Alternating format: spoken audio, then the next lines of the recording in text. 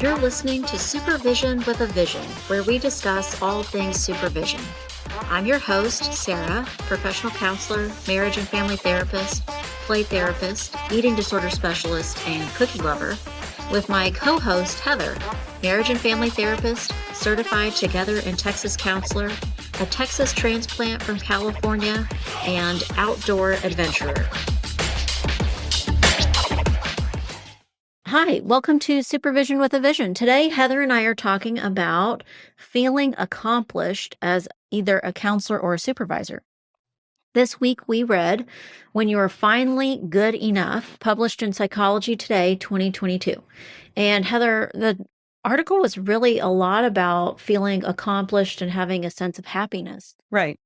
So the first point was there are no amount of achievements that bring real happiness. Right. I think you can be happy and feel accomplished in the moment of something, right? Mhm. You have a good session. You feel really good for till your next session.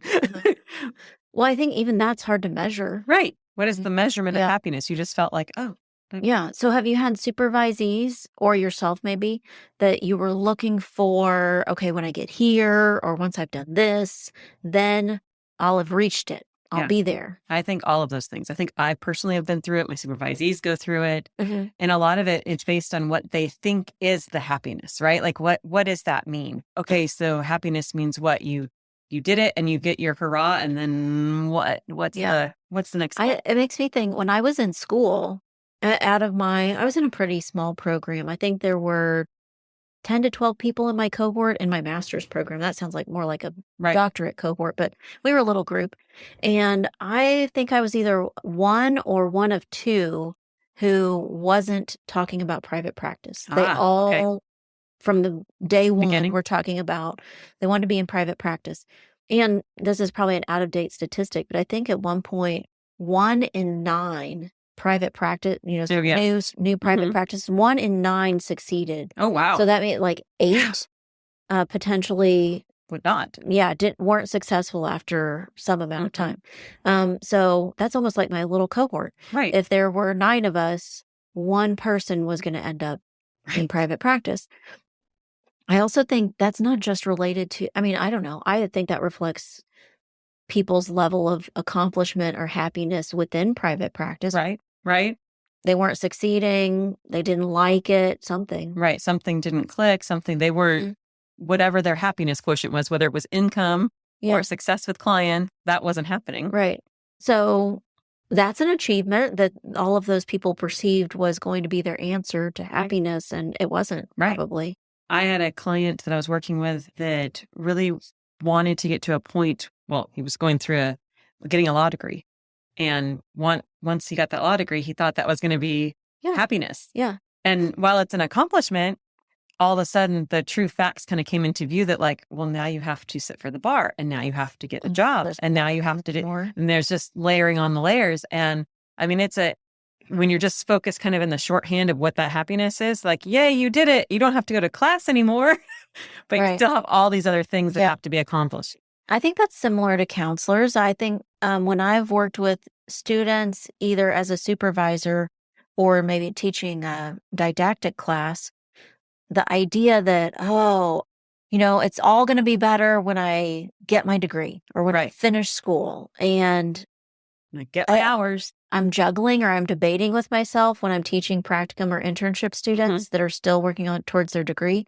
If I tell them the thing that you're doing now is the work of a counselor. Right. So you're already doing it. if you're telling yourself, if I can just get through this, well, what you get through, you're going to get through it and get to the other side. And then there's going to be more of the same thing to do. Right. Right. I've had a supervisee before tell me that they were just miserable in the middle of the day one day. And I was like, oh no, what's going on? Well, I have these 3 clients and they just were harder, took more time clients, and they were stacked back to back. So of course we talked about different ideas about that, but I realized then she was measuring her success by these clients. Like how well they were doing. Right. What like kind how of progress. Right. And I was like, okay, but I mean, it brought up lots of conversations, but a lot of it based on like was she going to be happy if all of them weren't in the same time frame? Was she going to be happy if they all quit? Like, what was gonna happen? Yeah. So, well, and certainly, I mean, depending on the population you work with, I think it might be more obvious to you, but you're not going to fix or cure right. people. Right. I mean, at first I was going to say everyone, but in reality, are we fixing people or curing them? No. Not really. Right. They're doing it, and we're helping along the way. What about when you're supervising someone after they're out of school and they're getting really close to completing all of their hours, direct hours and supervision hours? Do you think that they have that idea that, oh, as soon as I'm done with this, then I'll be happy? I think so. Yeah. I think they think the next step is I'm a real counselor, and that makes me happy because I work so hard to get here. They've been a real counselor the whole time. Well, I actually think that when I hear that, it's a little bit hard for me to listen to. I have to put that aside. Right. That they're saying what they don't want is counting hours. Right. Coming to meet with me. Right. That's sad. That's that part's a little bit of a bummer. And that they envision they'll have some kind of accolade or more respect or something as a counselor. And for some, most importantly, they'll make more money. Oh, yeah. And they think that's going to fix it. Right. And I think that brings about some change, but I don't really think that brings about happiness. No. But yeah, when people say that, I have to put aside, they're not saying they don't want to hang out with me. Right. They're just saying they don't have to do this. It's one thing off their schedule. Right. So Heather, the next point in our article is there is no formula for happiness. Right. Do you think there's a formula? I don't think so, because I think happiness is one of those quotients that's always changing, right? What makes you happy today may not be the same thing that makes you happy in a month. Right. It makes me think, this is very, very dated now, I'm sure. The idea that, you have a house and and 2.5 kids. 2.5 and a dog. Right. And, something about a car in the garage. I don't know. Right. But those are things that aren't attainable for some people. Like, how many people are going to own their own home? Right. Not everybody in the generation that's finishing school right now will own their own home. And even wants to. Right. It's a different. Right. I mean, same thing with kids. Or the dog and the cat and the whatever. Right. What would you add to that? Not just the house and the 2.5 kids and the dog, but what about vacation? Right. Or like the level of it, like the level of status or income that you're living at. Right. I mean, all those things go into effect. So all those things are kind of status symbols, even the house and if you're making that your happiness, you're quickly going to. Well, yeah, sure. What if you get there? I think that. Yeah, that is the point. I feel like that happens with my supervisees that we're talking about when they accomplish their hours or get their degree, and then they realize, ugh.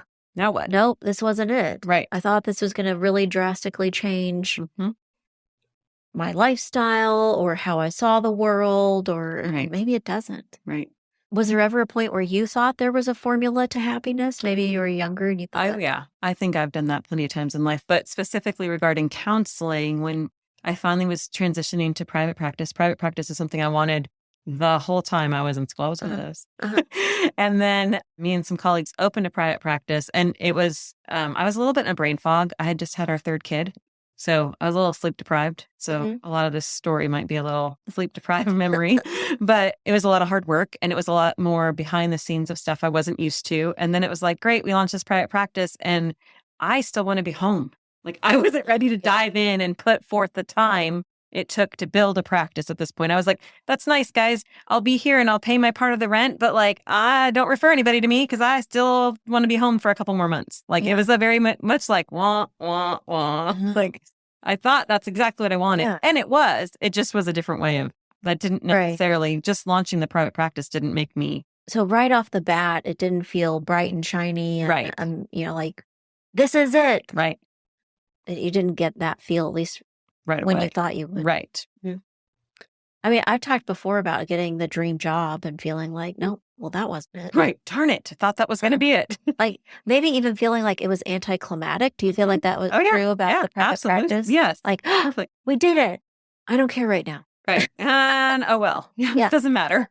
I think lots of people feel that way. Right. I'm trying to think if there were other ways where you think, I feel like the parents that I talk to, if I have a kid client and I'm talking to their parents, I feel like I end up talking to parents that feel that way, that Yeah. they think, okay, once we get to school age, That's going to be easy. wow, that's going to be so, yeah. Or once we get to whatever the milestone is that Right. they think, then, man, this is going to be good. Or Right. this is going to, and maybe I'm not saying that it isn't good, but it's not what they imagine. Right. It's just another milestone, and it just brings different things that you have to be watching for. I mean, just. Yeah. Stay with us. We'll be right back. Hey, quick question for you. Are you someone who wants to be fit, healthy, and happy? And what if I told you could get your dream body by simply just listening to a podcast? I'm Josh. And I'm KG, and we are the hosts of the Fit, Healthy, and Happy podcast. Listen, we get it. Fitness isn't easy. Carbs, no carbs. Just stop, okay? It doesn't have to be that complicated. And that's why we made this podcast. We get straight to the facts so you can become your best you. So the way to check us out is click the link in the show notes or search Fit, Healthy, and Happy podcast on any of the major podcast platforms. We'll see you soon. Can you think maybe it's like, oh, how great is it going to be where we don't drag the stroller along with us? Oh, yeah. And then you're like, I mean, it is nice, Well, but we're still dragging the kid behind. we took a trip to Disney World when our youngest was 4.5. Uh-huh. And he was quite an active kid that never liked to really ride in a stroller anyway. So I thought we were going to be fine. My husband got a great workout during that vacation. Oh, like, and a 4-year-old is right, not. it's not light. Yeah. But it's one of those things where you think that you know what's coming. You think you're like, oh, yes, we passed that. And then you're like, oh, maybe we didn't. Maybe we want to go back a little bit. Maybe like potty training. Yeah. You think, we did it. And then you're like, ugh, we still need the spare change of clothes. And you still have to go. I mean, we had one child in particular, and I will not tell you which one because I'll protect their privacy here. But potty training was really fun and exciting. And then every time we went someplace, there was a question of, is there a potty here? And like, can we go see it? Oh. Like, it was fascination. Like, Yeah. can we go? Can we Kind go? of fun. It's fun, except when you want to go to dinner or you want to just go Really? be somewhere. You're like, oh, no, this isn't a good potty. We don't go to this potty. Yeah. So the last point in our article, happiness is about your priorities. Right. So there's not a list of achievements. There's not like a medal or some kind of ribbon that you're going to get and that you're going to have achieved happiness. Right. And there's not necessarily a formula, like a certain combination of things or a certain lifestyle or certain that is that then going to mean that you're happy. But happiness is focusing things on your priorities. Right. How does that reflect on being a supervisor, your supervisees, and clients? I mean, one example I use, and I use it with my supervisees intentionally to get them to understand, especially once going to private practice, it can be what you want it to be, right? If you want to be full and you want to work 8 to 5 every day, you can.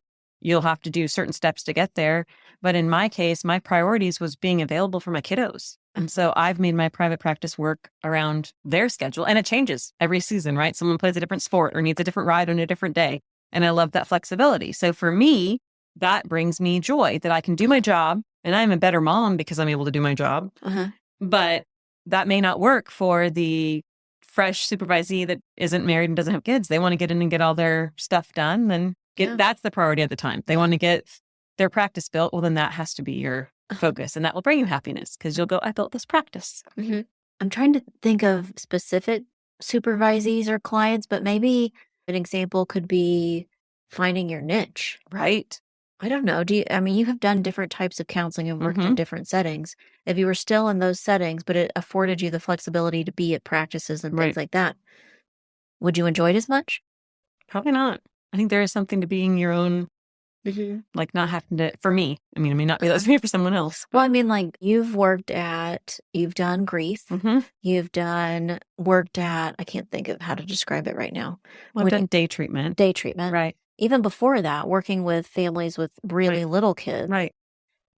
If you could do that now in this setting and be your own boss, would you enjoy it? Yeah, I think there's some element to it. I think for me, grief is taxing. So I still see clients in grief, but I wouldn't want to do it as all of my clients. But I really, truly love working with families and like families of littles or families that have special needs. So that probably could be my niche per se. I mean, I like also having my own practice and my own schedule. So I think all of those things add to finding happiness. Like if you were doing all grief and you could still be in Right. practice that you're saying, no, No. that wouldn't be the Yes. same. It would Would be as feel right. enjoyable. Right. Yeah.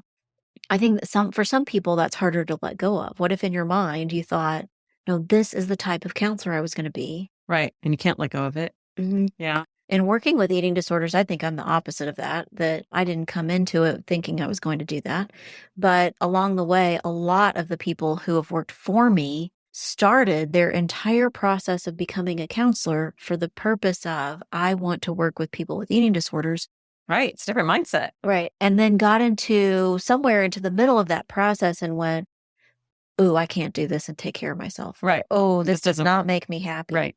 And then to have to change that and consider, okay, well, I am a counselor, but this specific population or this specific setting doesn't work for Right. me. Right. Yeah, I think I that's mean, that important. could be really Yeah. challenging to then reimagine yourself doing something slightly different, or even maybe to you drastically different. Right. I think that's important too. And I think if I look at like different like agency work, I think I think it makes you a very well-rounded counselor to work in an agency. Like I almost think it should be required as part of their hours. Like you have to do agency work. Yeah. But I think if you're in an agency where something changes, say your favorite supervisor or your favorite boss like leaves or retires or something, and then you get someone else in that you don't care for as much, like that alone could change your happiness level, just who you work with. So even like that feels like a smaller adjustment, Right. but you're in your zone, you're totally happy, you have this lifestyle you love, you work Right. with the kinds of clients you love, and along comes somebody who manages you, Right. and their priority is, I don't know, like really high or really positive scores on the Beck depression inventory or something. Right. I don't know, just some other detail, Right. and you think that's not what this is about. Right. That's not me. Or I don't want this. Then all of a sudden you shift because of something else that happened around you. It's not really your doing. It's just something else that happened in your environment. Yeah. So then if it's possible to find yourself in a place where you're not able to prioritize the things that you value, how do you change that? Or how do you recognize those priorities? Well, I think sometimes people don't know, right? Like especially my supervisees, sometimes they just don't know. Sure. Until too late. Not too late, but until down the road, they were like, oh, wait, I can do that. Until a different option is presented. Well, like you in private practice, you said you started out wanting to do that, but it sounds to me like it really hit home after the third kid. Right. You're like, and maybe even not just that, Right. but now that they're all in practices, they're all doing things, Right. they're like, this is the reason. Right. Or this Right. is where it fits for me. So at what point did you realize, oh, this is the sweet spot, or this is how I honestly think, and I think even when my youngest was still in preschool, I didn't know. I think it took for him to get into like kindergarten age, where literally 5 days a week from a certain time that he was in a place, and I went, oh, like I could think about me. I had literally just do some of the things I wanted to do for my practice. Like it had been up and going for 5 years, literally since he was born, but it took until he was 5 for me to go, oh, this is all the things I've been waiting for. Like, oh, I don't just have to take the CE that's offered in the free time I have while he's at preschool. I could just be like, oh, actually anything Monday through Friday. And it was just easy. It's almost, I describe that period in my life, in my marriage, in my parenting, and in my counseling as like, all of a sudden I had a breath of fresh air. But it's because I finally, it sounds horrible, but like got what I thought I got opening the practice. But like, my practice was there. I had good income coming in as far as clients. I had good flow. What you said makes me think or want to add to the conversation. Not all private practices are the same. Right. They're all different. Right. So, I mean, when I first started out in private practice, I was absolutely 1,000% on my own. I wasn't sharing an office with anybody. There was no one in the practice with me. It was just me. It meant that I also didn't really see anybody day to day. Yeah. I was very, very, very, very alone. And I think in some ways it's what people imagine private practice means, but there's so many other ways to do private practice where your group, you each run a business separate from each other, but you've collaborated and share space, which means you can also see each other and interact with each other, or, joining an already established practice. Right. and still being able to say, I'm in private practice and function in a lot of the same ways, but having interaction, the benefits of being in an environment where people collaborate. All of those are ways that I think you can you find your priorities within private practice. Right. And for some people, that's about the amount of money they can make and the clients they can get in the door. And for some people, it's about the flexibility in their life-work balance. I mean, it all depends on what you're looking for.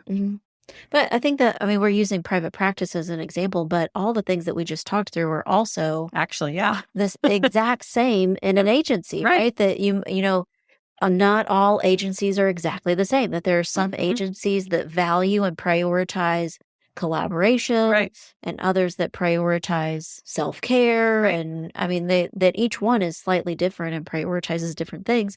And so you can find that.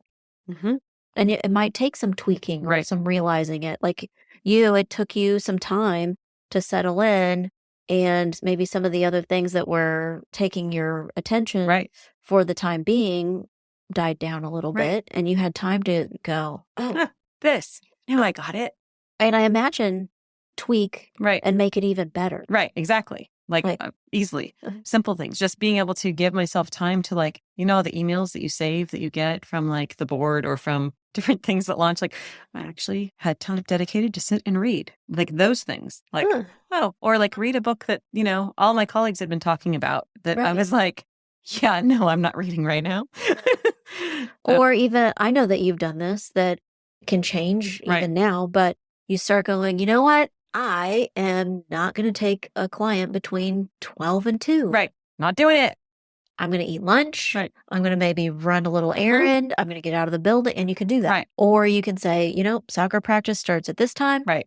I'm going to make it out of the building and to soccer practice without being crazy. Without feeling rushed. And and you can adjust and make that happen. And to me, that is happiness, because that's how I balance my work and my work and my play.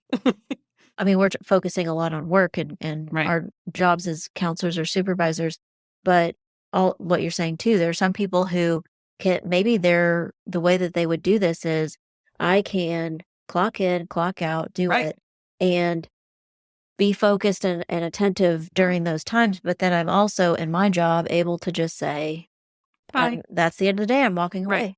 Right. Very true. I feel like you're able to do that more often with agency work. Yes, absolutely. Depending on the role you play in the agency. Right. But intakes, I was just saying that to a supervisee this week. One of the lovely things about intakes is that, yes, it takes your attention for an hour or two. Right. And then when they walk out the door, you're done. Right. It's all done. I was an intake coordinator for a very short time, and parts of me missed that job. Yeah. Just because it's just doing the intake and getting all the information. Right. And you can do that job really well. Right.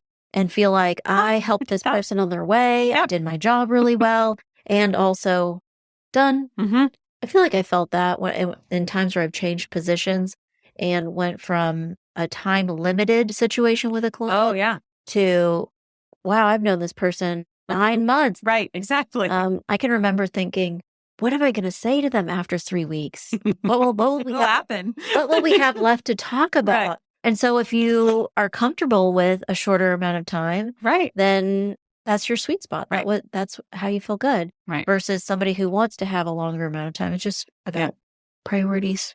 Definitely. So, well, thanks today for listening to Supervision with a Vision. Heather and I would love to hear about your counseling accomplishments that make you want to jump out of bed.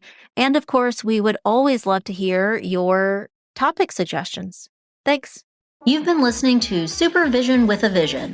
Head on over to iTunes to subscribe, rate, and leave a review.